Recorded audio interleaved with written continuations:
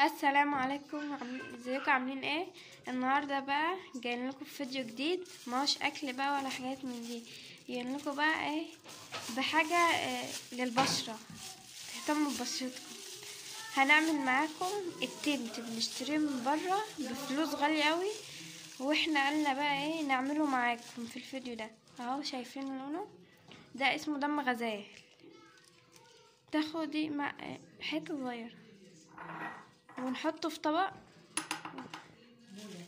في بولة،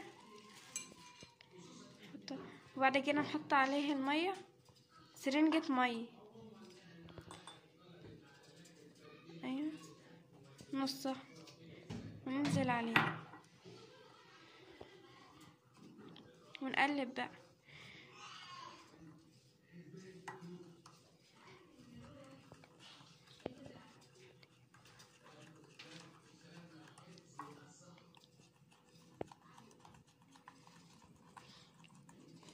لازم تلبسي جلوفز عشان بياكل الايد والهدوم.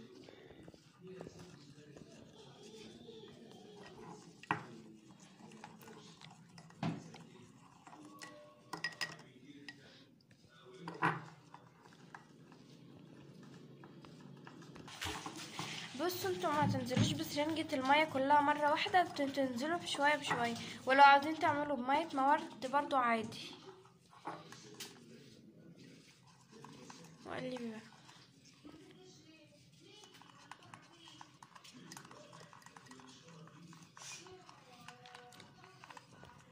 وهنعمل برضو الكواعب بالفازلين بالدم الغزال، هتشوفوه برضو معايا. هيخلي رجليكي حمرا على طول ويخليها ناعمة ومش. الوقت بقى هنحطه في الازازة، وبعد كده هنكمله بالمية وهنرجه. هو كده بقى تقيل، احنا عاوزينه بالقوام بتاعه ده.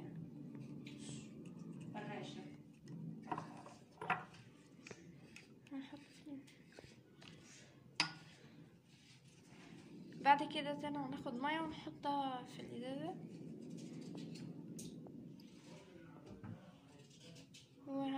هنقفلها ونروج.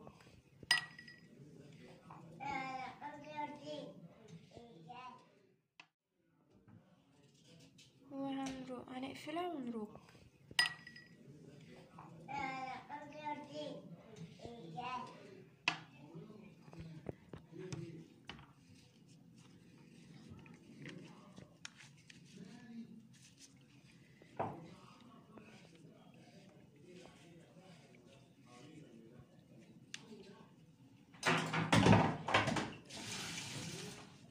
شايفين بقى لونه؟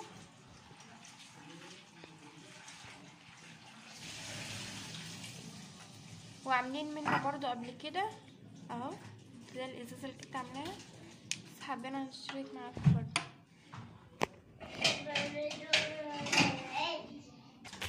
بننضف بقى حوالينا كده على طول عشان ما يطبعش في الرخام، لازم ننضف. الوقت بقى هنعمل بتاع الكواعب. هنجيب معلقه عشان ننزل في البولة بالدم الغزال، معلقة او معلقة ونص.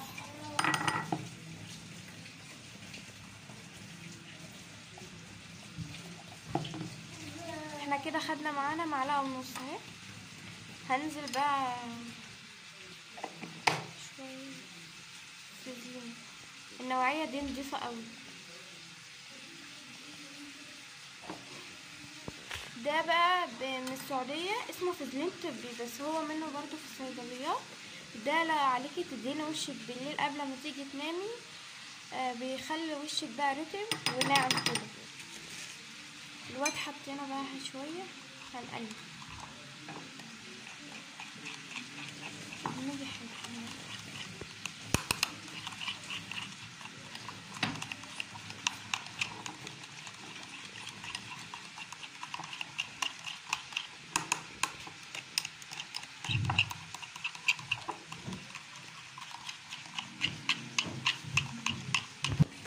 هنحط كمان معلقه فازلين، وهنحط برضو كمان دم غزال على حسب اللون اللي انت عاوزاه فاتح، عاوزاه غامق، احنا عاوزينه غامق شويه. وهنرجع نقلب، لازم تقلبيه كويس عشان الخلطه تخش في بعضها.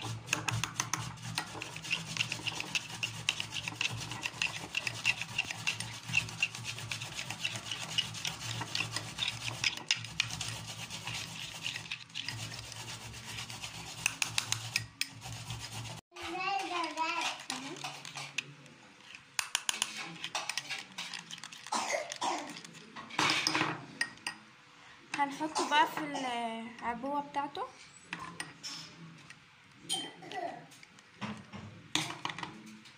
هنحطه ونرجع له.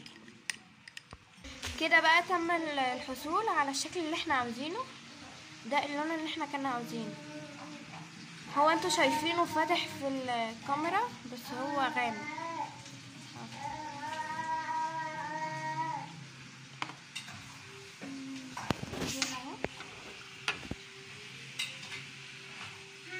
ونوعية الفطير ده حلو قوي، كلكم جربوها.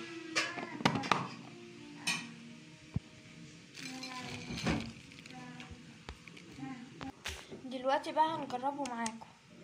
اول حاجه نجرب الفازلين. بسم الله.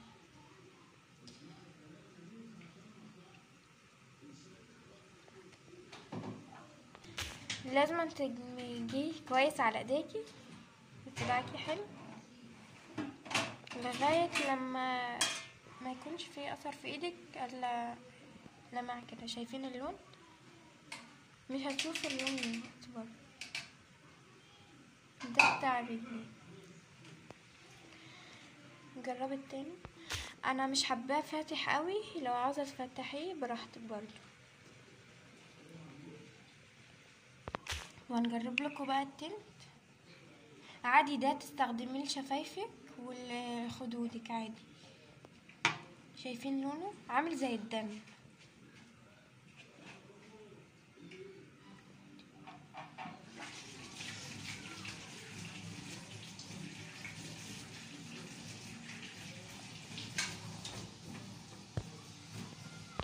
وبصي الفيديو بقى يا رب يكون عجبكم. وده حاجات بقى احنا عاملينها في البيت، مش هتخسري حاجه. انت بقى مش هتخسري حاجه. ب2 جنيه دم غزال من عند اي عطار، بدل ما تروحي تشتريه من بره ويكون ب40 جنيه. وفي الازازه من دي ب50 جنيه على فكره. بدل ما تشتريه من بره وغالي، ده هيقعد عندك فتره طويله مش هيخلص. وده بقى حاجه حلوه للكروم وللشفايف وخدودك، وهيرطبها ومش هيخليها، مش هيجيب لها تشقق خالص، وشفايفك على طول هتبقى ناعمه وجميله.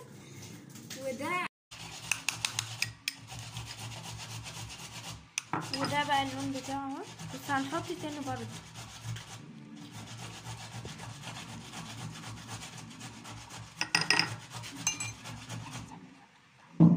حسب اللون بقى اللي انت عاوزينه.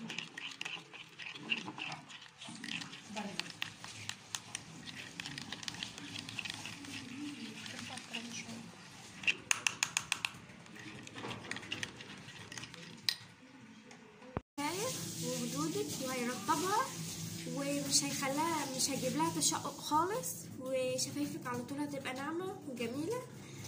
وده احسن ما تجيبي من بره غالي، وده هيفضل عندك كتير قوي، بدل ما تروحي تشتري ب40 جنيه الواحده وب50 جنيه. وده طريقه ب2 جنيه بس، مش هتخسري حاجه. مع السلامه. لايكات كتير.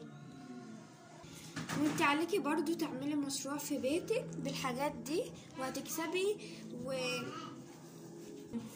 ومنتيش عارفه برضو بتتعمل ازاي من بره، وعليها يكون محطوط فيها مواد حافظه تبوظ بشرتك وتبوظ حاجتك. فده اضمن ان انت تعمليه في البيت ومش هتخسري حاجه. وب2 جنيه، تكلف ب2 جنيه للكواعب وللشفايف. وهنعمل برضو معاكم حاجة لتفتيح البشرة، واللي عاوز يكتب لي في الكومنتات وانا اعمل له، واي حاجة انتوا عاوزينها مننا هنعملها لكم اكتبوا لي في الكومنتات وانا اعمل لكم. شايفين انا حطيت منه فازلين على ايدي، وده برضو البتاع اللي هو ده حطيت منه. شايفين ايدي اكن عاملة جريمة. والحاجات دي برضو للبنات تحطها بالليل كده بعد مثلا ما يكون ايديكي مبلولة، وفي الشتاء عشان ايدك بتبقى تشقق وكعب رجليكي، فانتوا تحطها بالليل قبل ما تيجي تنام، وانت رجليكي هتبقى حلوة وايديكي مفيش تشقق خالص، وخدودك وشفايفك برضو تستخدمي الطريقة دي مش هتندمي.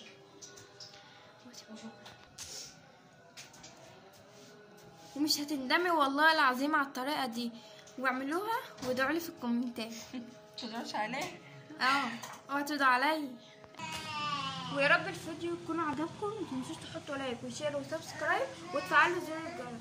والفيديو ده لو ما وصلش وصلوا بقى الفيديو ده لاكبر عدد من اللايكات، متنسوش تحطوا لايك